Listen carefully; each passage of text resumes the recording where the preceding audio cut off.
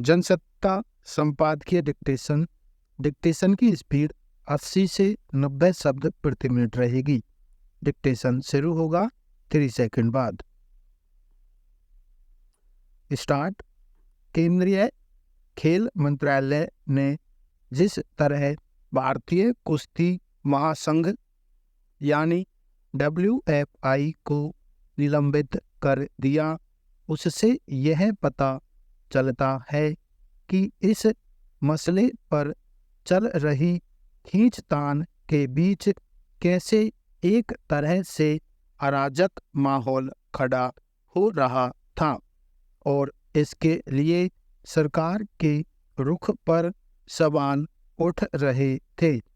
हालांकि WFI के संदर्भ में सरकार के ताज़ा फैसले का आधार तकनीकी है, लेकिन इसका एक संदेश यह भी निकला है कि महिला खिलाड़ियों ने भारतीय कुश्ती महासंघ के समूचे ढांचे और कामकाज के तौर तरीके को लेकर जो आईना दिखाया था, वास्तव में वह जमीनी हकीकत की बुनियाद पर उठाए गए ठोस सवाल थे। इसके बावजूद बेहद विचित्र तर्कों और परिस्थितियों के बीच भारतीय राजनीति में गद्दावर माने जाने वाले कुछ खास लोगों को बचाने की कोशिशें चलती रहीं और महिला पहलवानों के आरोपों को निराधार बताया जाता रहा।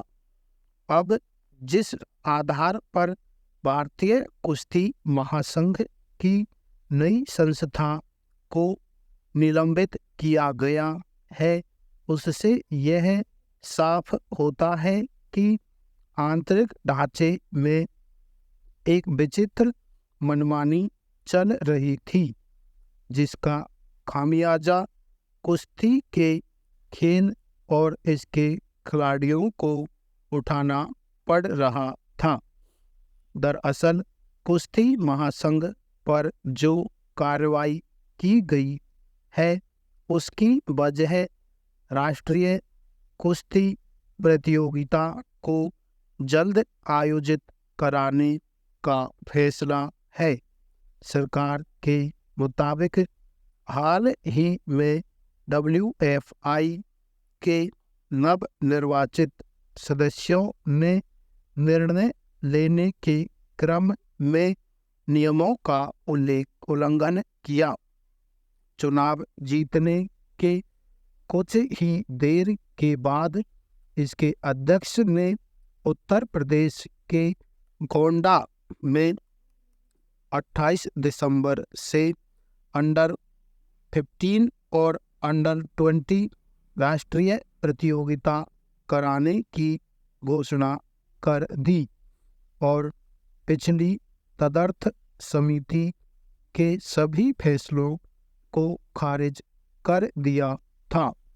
इसके पीछे इस वर्ष में बहुत कम समय बचने या नए पहलवानों का भविष्य बचाने जैसी दलीलें दी जा सकती हैं, मगर सवाल है कि इस क्रम में निर्धारित नियमों को ताक पर रखकर फैसला लेने को कैसे उचित ठहराया जा सकता है। WFI की नई संस्था के गठन और नए पदाधिकारियों के चयन के संबंध में जो खबरें आई हैं, उनके मद्देनज़र देखा जाए तो ऐसा लगता है कि चुनाव प्रक्रिया में नियमों का पूरी तरह पालन करना जरूरी नहीं समझा गया।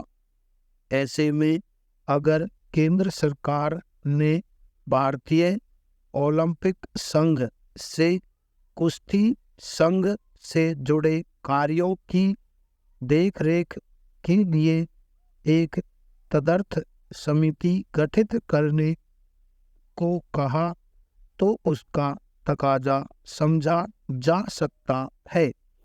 गौरतलब है कि पिछले काफी समय से कई महिला पहलवानों ने भारतीय कुश्ती महासंघ के पूर्व अध्यक्ष ब्रजभूषण शरण सिंह पर कई गंभीर सवाल उठाए थे और आंदोलन भी किया था, मगर उनकी मांगों पर सरकार ने कोई साफ रुख अख्तियार नहीं किया। हाल में जब WFI का चुनाव हुआ तब भी उसके अध्यक्ष के रूप में ब्रजभूषण शरण सिंह के ही नज़दीकी माने जाने वाले व्यक्ति की नियुक्ति हुई। इसी से निराश साक्षी मलिक ने कुश्ती से संन्यास लेने की घोषणा कर दी और कई अन्य पहलवानों ने अपने पदक लौटा दिए।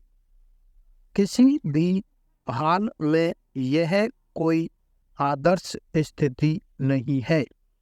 महिला पहलवानों ने WFI के कुछ उच्चाधिकारियों के खिलाफ शिकायत उठाई थी।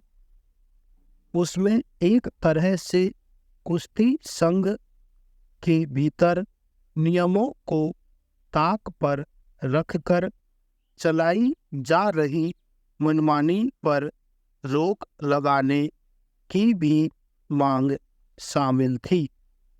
WFI के चुनाव के बाद जिस तरह आनन फानन में फैसले लिए जाने लगे उसने पहलवानों की आपत्तियों से जुड़ी कड़ियों की पुष्टि की। अब देर से सही सरकार ने अगर इस मसले पर स्पष्ट कार्रवाई की है तो इससे दुरुस्त कदम कहा जा सकता है। जम्मू कश्मीर में पिछले कुछ दिनों के भीतर आतंकवादियों ने जिस तरह लगातार कई बड़ी वारदात को अंजाम दिया है उससे साफ है कि राज्य में एक बार फिर हालात बेहद चिंताजनक होते जा रहे हैं। हालांकि वहां सुरक्षा बलों या सेना की कार्रवाइयों में अक्सर सीमा पार से घुसपैठ करने वाले आतंकी मारे जाते रहे हैं, मगर अब भी जैसी घटनाएं सामने आ रही हैं वे आतंकवाद पर काबू पाने की दिशा में नए सिरे से ठोस कदम उठाने की जरूरत को रेखांकित करती हैं। हाल के दिनों में आतंकियों ने सुरक्षा बलों को निशाना बनाना शुरू किया था, मगर अब उसी कड़ी में वे फिर स्थानीय लोगों को भी नहीं बख्श रहे हैं। गौरतलब है कि बारामूला में रविवार को आतंकवादियों ने एक सेवानिवृत्त वरिष्ठ पुलिस अधीक्षक की गोली मारकर हत्या कर दी। यह घटना इसलिए ज़्यादा त्रासद है कि जिस वक्त आतंकियों ने SSP को गोली मारी उस समय वे एक मस्जिद में नमाज पढ़ रहे थे।